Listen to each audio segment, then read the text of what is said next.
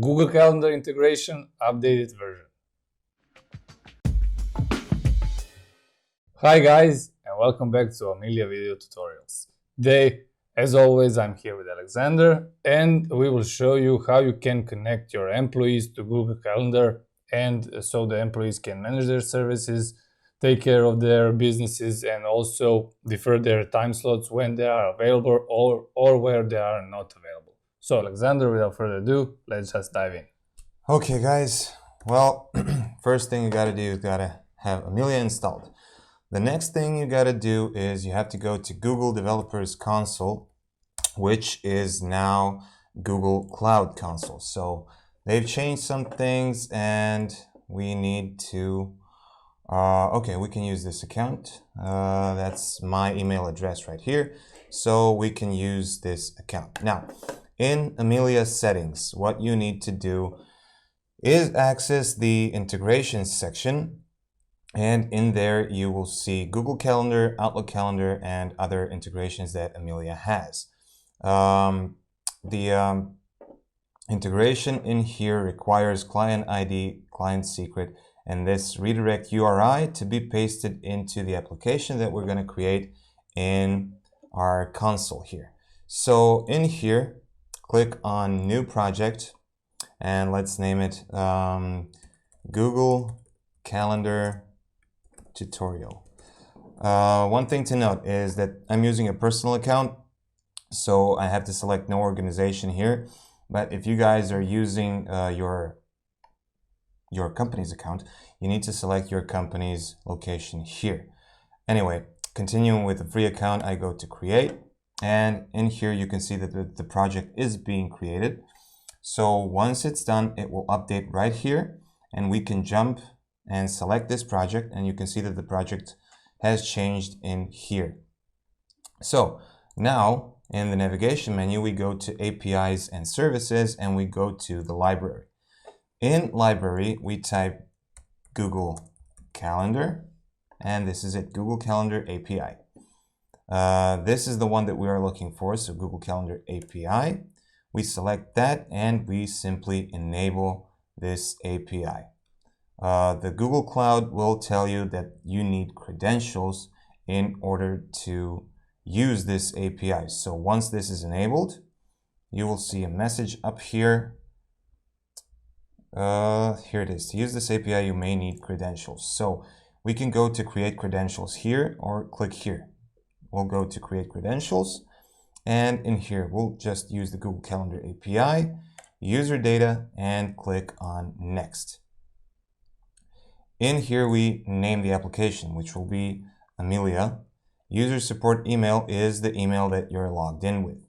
Logo, you can skip that, but the mandatory address here is the developer address, so it will be the same, wp-ameliatest@gmail.com. Save and continue. Now, scopes and all these two steps can be skipped. So once this is done, we need this client ID. So under consent screen, in here, we need to publish the application. So we click on confirm, and the application is now published. Back to credentials. The application is not created. Okay, sorry about that. Let's just create. Yeah, we need to create new credentials. Client ID, web application, name Amelia. And in here, we add the redirect URI from the settings. So select this and copy it. This is automatically generated by your website. So you can see that this is TMS testing space support / WP admin, which is okay. And then we have this employee page. So copy this again and paste it in here. That's it. We create the credentials, and here it is. Here's the client ID. We paste it in here, and this is the client secret, which can be pasted in here. We can enable Google Meet integration, which will create a Google Meet link whenever there's an appointment booked with the employee who's linked to the Google account. this option allows you to insert the pending appointments. So appointments with the pending status into your Google event. Add the attendees. This means that all customers will be added as attendees to the event. You can allow the customers to see the other attendees or the other customers. Send the event invitation email, which is sent to the customers, and they are invited to accept the invitation for the Google event. Remove Google Calendar busy slots. This is what most of you guys need, to remove busy events from Google Calendar. So they will be blocked in Amelia. Now, when we save this, the next and the last step is to link an employee with the Google Calendar. So under employees, you edit the employee and you will see a new button appear in here, which is now unable to connect to Google Calendar. Let's just sign in with Google. Choose this account. This is perfectly normal. Google hasn't verified this app because we just created it. So you need to verify the app through here in order for Google to authorize it and skip this screen. But it is perfectly safe to proceed and go to Google Calendar. Now, okay, this is actually pretty cool because I can show you what to do in this case. If you're unable to connect to Google Calendar, that means that the employee was previously connected but disconnected in a way that's not actually advisable. So we removed all these connections. So the client's secret and the client ID were removed without disconnecting the employee first. So in the database, we have the URL linked to the employee. It's perfectly safe to do this. So just access your database, go to providers to Google Calendar, and delete these two rows. Once they are deleted, you can go back into your employees page, refresh it, and when you access the employee, that error will not appear and we will be able to log into Google. Now, this was accidental, but it's a great use case to see how you guys can troubleshoot when you see that the error appears in here. So as you can see, the calendar is now connected without the error that was displayed above. And in here, you can choose one of the calendars from your Google account. Now I'll use the default one, which is wpameliatest@gmail.com, and save. Now, when I go to my email and I open my Google Calendar, I won't see anything here. Actually, I will see some events previously booked from another website. So what I will do now is I will go to the website as a customer, and as a customer, let me just go to the page where we need to see the booking form.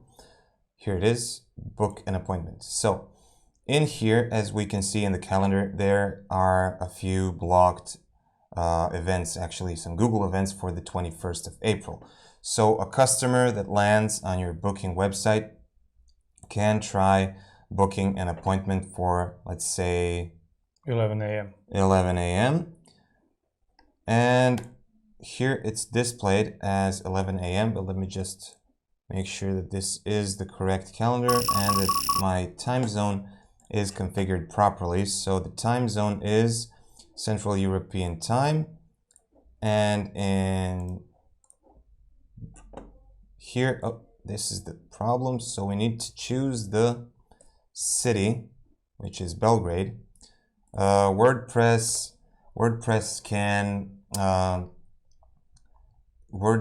can hard code your time zone, as you can see here. So it's always going to be UTC +0. So you need to select the city you're in order for WordPress to use the correct time zone. So once we've changed the time zone, we refresh this page and it should now block 11 a.m. on the 21st. And here it is. There's no 11 a.m. as we can see here that 11 a.m. is blocked. The noon appointment is also blocked. Here you can see an appointment until noon and at 1 p.m. So let's book this one at 11:30. Let's say this is John Doe, John at test.test, and John is booking an appointment. And right now we should see a new, oh, here it is, just changed. Here it is at 11:30, beard trim, right here. You can actually change the description for the event in Amelia settings. So under integrations, event date, title, and description, it currently only says the service name, but in here you can use one of these placeholders below. So customer full name, it copies to the clipboard, customer full name, booked an appointment with you on appointment date time. No, not initial, but appointment date time. And here we go. Now, again, if another customer comes in and books another appointment, let's say on the, for today is also free. So 4:30 p.m. and this will be Jane Doe. So Jane at test.test, continue, and in the Google Calendar, Jane will appear here. Here she is. So beard trim. Jane Doe booked an appointment with you on April 20th at 4:30 p.m. This is it. Now, it was unintentional to show you that error with connecting the employee to the Google Calendar, and it was also unintentional to show you the discrepancy between time zones, but proved useful in this video tutorial because those are two probably most frequently asked questions about Google Calendar and about the time zones and why some events are not being blocked in Amelia when they are existing in Google. Yeah, and these things can happen when you're trying to configure everything for the first time, or if you have some older employees and connected to the Google Calendar. So this troubleshooting can be very useful. So guys, let us know if this tutorial helped you out. Also, be sure to subscribe to our YouTube channel, since we noticed that a lot of, almost 90% of you who are watching these videos are not subscribed. So please subscribe to us and help our channel to grow up. And while you're there, don't forget to like, share, and again, subscribe. See you in another video. Take care, guys. Bye. Bye-bye.